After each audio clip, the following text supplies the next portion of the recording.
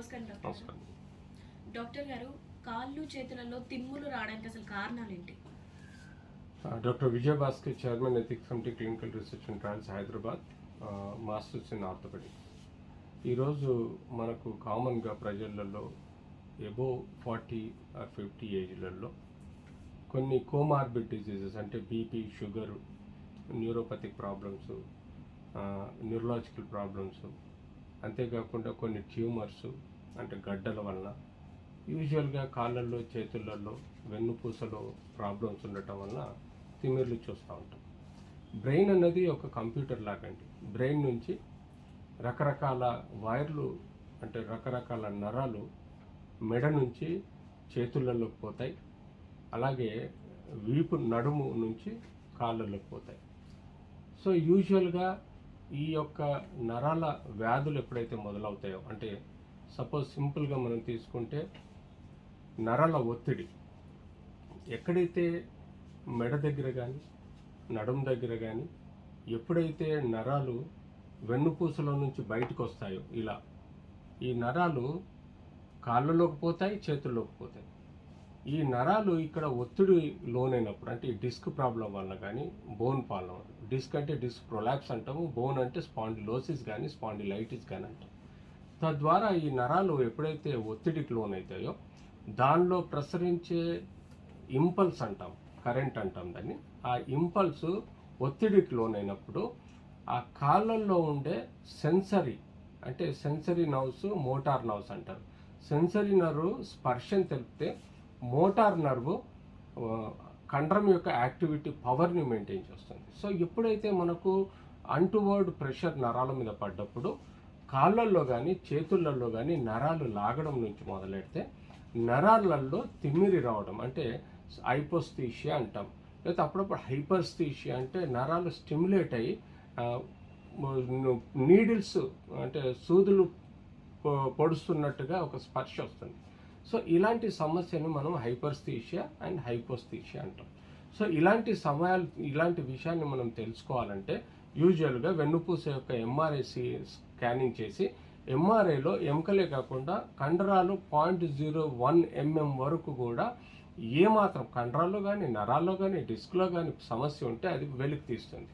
So బేసిక్గా MRI తీసినప్పుడు ఈ డిస్క్ యొక్క ప్రాబ్లమ్స్ కానీ, ఈ నరమ యొక్క ప్రాబ్లమ్స్, ఒత్తిడి కానీ మనకు తెలుస్తుంది. అంతేకాకుండా ఎంఆర్ఐలో బోన్ ట్యూమర్స్ ఉంటాయి. ఆ బోన్ ట్యూమర్స్ వలన కూడా, బోన్ గడ్డల వలన కూడా నరాల మీద ఒత్తిడి ఉంటే అవి మనకు బయటపడుతుంది. అంతేకాకుండా డిస్కే కాదు, ఈవెన్ బోన్ ట్యూమర్సే కాదండి, సమ్టైమ్స్ ఈ యొక్క కెనాల్ ఏదైతుందో, ఈ నరం పాస్ అయ్యే కెనాలు యూజువల్గా ఉండాల్సిన సైజు ఉండకుండా కొంచెం కంజెస్టెడ్ సైజు ఉన్నప్పుడు కూడా ఈ నరం మీద ఒత్తిడి వచ్చినప్పుడు ఎక్కడైతే ఏ ఏరియాలో అంటే దాదాపుగా పైన 7 వర్టిబ్రా, మధ్యలో 12 వర్టిబ్రా, నడుములో 5 వర్టిబ్రా ఉంటాయి. అన్ని నరాలు బయటకు వచ్చే నరం మీద ఒత్తిడి ఉన్నప్పుడు మాత్రం ఆ హైపోస్థీషియా అంటే తిమ్మిర్లు రావడము, హైపోస్థీషియా వస్తుంటాయి. ఇలాంటి విషయాలను మనం ఎంఆర్ఐ ద్వారా తెలుసుకున్న తర్వాత స్పెసిఫిక్గా బయోమెకానికల్ ప్రాబ్లం అంటే ఒత్తిడి ఉంటే ఆ బయోమెకానికల్ ఒత్తిడిని తీసేయడానికి సర్జరీ చేయాల్సి వస్తుంది. లేని ఎడల అది బేసిక్గా ఫస్ట్ 2 స్టేజెస్లో ఉంటే దానికి యూజువల్గా లంబార్ బెల్ట్ కానీ ఇవ్వడము, లేకపోతే ఫిజియోథెరపీ చేయడము, కొన్ని నర్వ్ ఇంప్రూవింగ్ రీజనరేటింగ్ మెడిసిన్స్ ఉంటాయి, మెథ్లోకోబాలమైన్ కానీ గబపెంటిన్ కానీ, అంతేకాకుండా నాట్రిప్టమిలిన్ అనే మాత్రలు ఉంటాయి. వీటి వలన నరం మీద ఒత్తిడిని కూడా తీసేయచ్చు. అంతేకాకుండా సమ్టైమ్స్ ఈ వెన్నుపూసలలో ఎముకలు ఉండటం, ఇన్ఫెక్షన్ ఉండటం వల్ల, ట్యూబర్క్యులోసిస్ కానీ లేకపోతే జనరల్ బ్యాక్టీరియల్ ఇన్ఫెక్షన్ ఉండటం వల్ల అక్కడ ఒత్తిడి పడుతుంది. కాబట్టి తద్వారా కూడా మనకు కాళ్ళల్లో తిమ్మిర్లు వస్తాయి. సో వీటి యొక్క బయోమెకానికల్ ప్రాబ్లమ్ని మనం రికవరీ అంటే దాని విధంగా మనం ఆలోచించాల్సిన అవసరం ఉంది. అంతేకాకుండా యూజువల్గా మనకు డయాబెటీస్ అనే ఒక కారణం ఉంటుందండి. షుగర్ వ్యాధి ఉన్న వాళ్ళల్లో కణాలలో షుగర్ ఉండాల్సిన మోతాదులో ఉండక ఎక్కువగా మోతాదులో రక్తంలో కానీ కణాలలో చేరినప్పుడు ఆ యొక్క కణాలు చెడిపోయే ప్రమాదం ఉంటుంది. అలాగే షుగర్లో కూడా అన్కంట్రోల్డ్ షుగర్ ఉండటం వల్ల ఈ నరాలలో నరం యొక్క కణాలు దెబ్బతింటం వల్ల న్యూరోపతి అంటే పెరిఫరల్ న్యూరోపతి అంటే కొనలు చేతి నుంచి మొదలెడితే పై వరకు హిప్ నుంచి మొదలు పెడితే కాళ్ళ కొనల వరకు వచ్చే హైపర్స్థీషియా కానీ హైపోస్థీషియా కానీ లేకపోతే న్యూరోపతి కానీ లేకపోతే నరాలు పొడుచుకున్నట్టు సూదులు గుచ్చుకున్నట్టు ఉండే కండిషన్ని మనం చూస్తుంటాం. సో అబ్సల్యూట్గా డయాబెటీస్ని కంట్రోల్ చేయాలి. ఫాస్టింగ్ బిలో 100 ఉంచాలి. పోస్ట్ లంచ్ 180 బిలో ఉంచితే మనకు షుగర్ కరెక్ట్గా కంట్రోల్ అవుతే అప్పటికి కానీ మనకు ఈ పొడిచే సమస్యలు ఏమైనా ఉంటే కంట్రోల్ కాదు. అలా కాకుండా మనకు వెన్నుపూసలో కొన్ని రకాల సిరింగోమైలియా అంటాము, అంటే వెన్నుపూస యొక్క వ్యాధి ఉంటుంది, లేకపోతే నరుపతీస్ అంటాము, లేకపోతే నరానికి సంబంధించిన కొన్ని సమస్యలు ఉంటాయి. సో న్యూట్రిషనల్ డెఫిషియన్సీ లాగా కూడా ఉంటుంది. న్యూట్రిషనల్ డెఫిషియన్సీ అంటే మనకు తీసుకున్న విటమిన్ కానీ బి కాంప్లెక్స్ కానీ సఫిషియెంట్గా మినరల్స్ లేకపోతే కూడా తద్వారా కూడా వారి నరాల వీక్నెస్ వచ్చి మనకు కొనలలో కాళ్ళల్లో చేతులలో నొప్పులు వస్తాయి. సో వీటన్నిటిని రక్త పరీక్షల ద్వారా ల్యాబ్ టెస్టుల ద్వారా ఎక్స్రే ఎంఆర్ఐ సిటీ ద్వారా తెలుసుకున్న తర్వాత క్రమంగా దాని యొక్క సమస్యను బట్టి మనం ట్రీట్ చేయాల్సిన అవసరం ఉంటుంది. డాక్టర్ గారు, తిమ్ముర్లు రాకుండా ఉండాలంటే ఏం చేయాలి? తిమ్మిర్లు రాకుండా ఉండాలంటే మొదట రెగ్యులర్గా మనము యంగర్ ఏజ్ గ్రూప్లో యూజువల్గా తిమ్మిర్లు రావు. 30 to 40 ఏజ్ తర్వాత కొంత బాడీ డీజనరేషన్ కానీ లేకపోతే uncontrolled comorbid conditions BP sugar ఇతరత్ర వ్యాధులు ఉండటం వల్ల మనకు నరాల ఒత్తిడి లోనైనా లేకపోతే నరాల సెల్స్ ఖరాబ్ అయినా నరాల సెల్స్ డీజనరేట్ అయితే మనకు ఇలాంటి తిమ్మిర్లు వస్తుంటాయి. సో కారణం తెలుసుకోవాల్సిన అవసరం ఉంటుంది. బ్యాలెన్స్డ్ డైట్ తీసుకోవాలండి. Compulsory fat, protein and carbohydrate సఫిషియెంట్గా తీసుకోవాలి. వీలైతే కొంత కార్బోహైడ్రేట్ తక్కువ చేసుకుంటే ఒబేసిటీ రాకుండా ఉంటుంది. అంతేకాకుండా రెగ్యులర్గా బి కాంప్లెక్స్ మిథైల్ కోబలమైన్ అనే ఒక ఇంజెక్షన్ కానీ మాత్రలు కానీ ఉంటాయి, విటమిన్ డి, కాల్షియము. అంతేకాకుండా దీంతోపాటు మినరల్స్ జింక్ మ్యాగ్నీషియం అన్ని సఫిషియెంట్గా మినరల్స్ ఉన్నాయా లేదనేది జాగ్రత్త చూసుకుంటుంటే మనకు ఈ తిమ్మిళ్ళు రాకుండా అవకాశం ఉంటుంది. దీంతోపాటు ప్రాణాయామం, మెడిటేషను, యోగా చేస్తూ కావలసిన ఫిజియోథెరపీ చేస్తూ కారణాన్ని తెలుసుకొని కారణాన్ని ట్రీట్ చేయగలిగితే మనకు తిమ్మిళ్ళు రాకుండా ఉంటుంది. Thank you doctor. Thank you. ఒక్క నిమిషం వెయిట్ చేస్తున్నారు, డిస్కౌంట్ చేస్తారు. 5 నిమిషాలు టైం. మీరు ఉండండి, కొంచెం నేనే బయటకు వెళ్ళాలి, మీరు ఇవన్నీ జరపలేము కదా.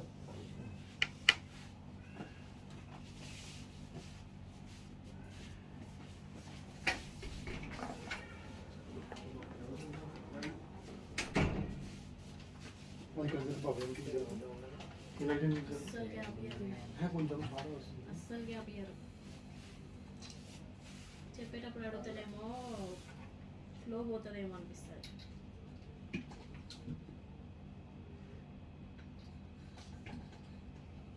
గ్యాప్ ఇవ్వకుండా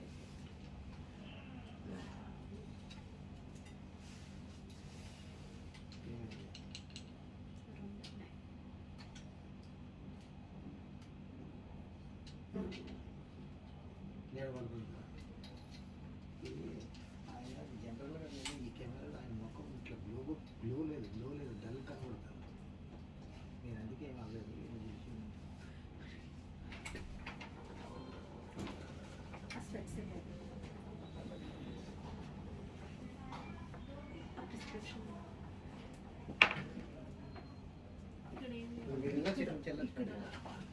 ఇదండి లెటర్ హెడ్ ఒక పేపర్ ఇవ్వండి.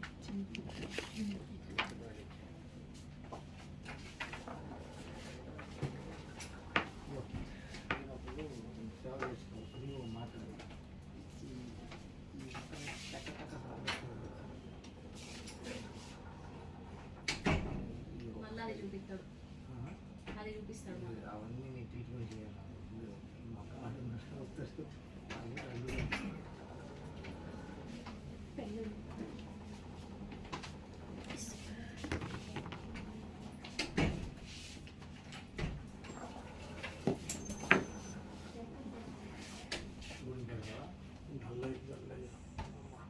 ఎక్కువ మనకేమో సైడ్ ఎక్కువ అయిపోతుంది, మనకేమో తక్కువ అయిపోతుంది నమ్మకం. మనకు అన్నీ దాంట్లో సిస్టమ్ చేంజ్ చేసుకోవాలి. చెయ్యరు ఫోటోగ్రఫీ ఉంటుంది, గ్రీన్ మ్యాట్లకి పవన్ కళ్యాణ్కి ఏమో దాంట్లో ఏం చేసిందో రాత్రి దాన్ని బిల్డింగ్ లేకపోతే చూపిస్తుంటే ఇంకేంటంటే గ్రీన్ మ్యాట్లో షూటింగ్ అవుతుంది.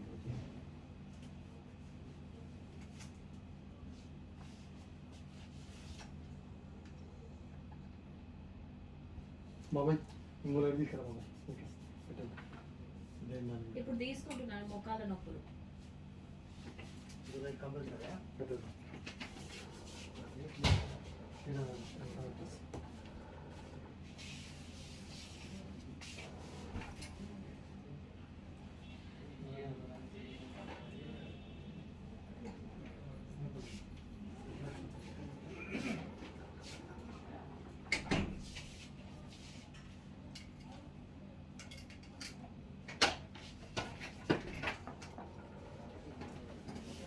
లైట్ తెచ్చావా? లైట్ బాగా పెడతావా లైట్? ఇది ఇక్కడనే ఉంటుంది. ఇది ఇక్కడ ఇక్కడ పెట్టేసి అది ఇక్కడ పెట్టేసి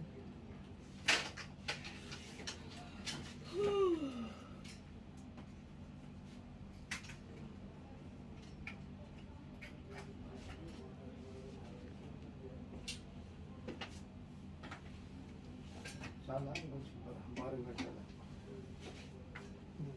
లైట్ తీసుకొని లైట్ ఉంది.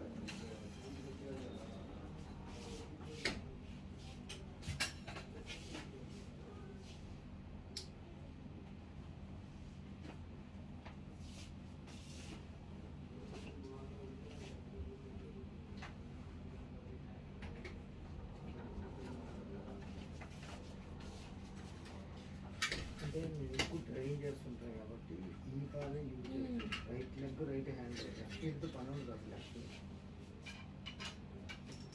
నాకు అట్లయితే నేను ఒకసారి పల్సర్ పోయినా స్టార్టింగ్లో ఇంట్లో చెక్ పోస్ట్ పెద్ద పార్క్ లాగా ఉంది రోడ్ మధ్య. మామూలుగా కొట్టు ఇట్లా జారింది. నేను చేయబెట్టా ఇక్కడ ఎయిర్ గ్యాప్ వచ్చి ఎన్ని హాస్పిటల్ తిరిగిన ఏం కాలేదు. నాకంతే కదా అప్పుడు కింద కూడా దీంట్లో అసలు తల్లింటికి అంత గ్యాప్ ఉంది. లాస్ట్ మా ఊరు పోయింది. ఊరు పోతే ఊర్లో చిన్న డాక్టర్ చెప్పాడు దీంట్లో ఎయిర్ గ్యాప్ అని ఒక ఇంజక్షన్ ఇస్తే సెట్ అయింది. చెప్పాడు 1 నెంబర్లో అది కాఫీ కదా.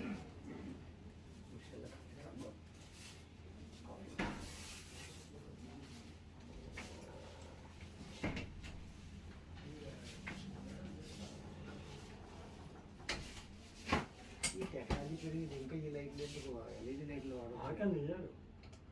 కొనమని లేవు కదా సార్ ఏమో కొనవద్దంటే ఇక్కడ ఇన్ని తిప్పాలి ఇవన్నీ పెట్టి ఎల్ఈడి అయితే ఇవన్నీ నూకేది ఉండదు అవసరం లేదు ఇవన్నీ. ఎల్ఈడి లైట్లు అడుగు ఎల్ఈడి లైట్లు కొన్నాను అవన్నీ సారు ఇంకా బడ్జెట్ పెరుగుతుంది. అదే ఇది మన వీళ్ళు కొనుక్కొని చేయాలి. అదే బూస్టింగ్ అన్నా వాళ్ళు ఉండాలంటే పూర్తిగా బూస్టింగ్ మానేస్తున్నది ఎదురు డ్యూటీ చూసుకోవాలన్నా తీసేస్తాను మళ్ళీ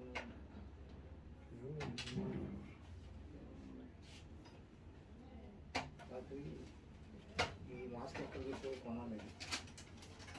సేమ్ కంపెనీ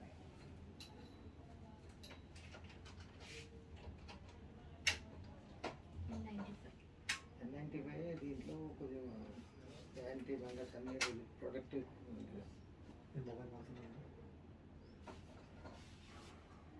ఎక్కడ పెట్టి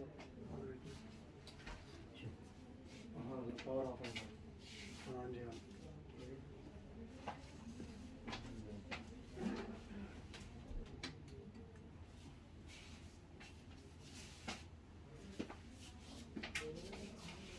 ఓకేనా?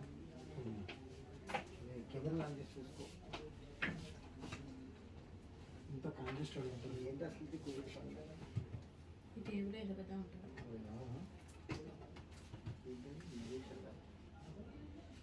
కోవిడ్ ఫైండ్ మిషన్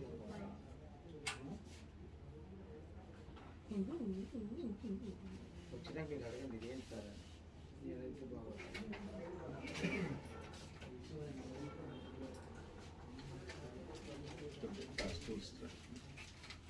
ఇచ్చిన ఎర్రగా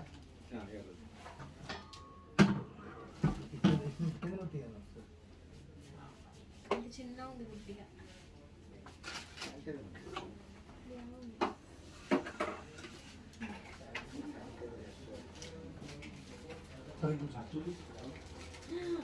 శానిటైజర్ బాటిల్ తీసుకో. హాస్పిటల్లో కూడా కెమెరా పెట్టినాక జరగదు ఇంకా. అడుగు మనకి బలంగా చూసి రూమ్ తీసుకోవటాలని చూస్తుంది. మనిషి కాదు శానిటైజర్ అయితే 3 రోజులు శానిటైజర్ లేదు. ఇప్పుడు తెప్పించాను, ఇప్పుడు తెప్పించేసా మాస్క్ ఇష్టం తెప్పించాను. ఏమనుకుంటారు అది తీసుకోకండి, అది తీసుకోండి. అది చేయలేదు. శానిటైజర్ అంటే తీసుకో. లేవాలా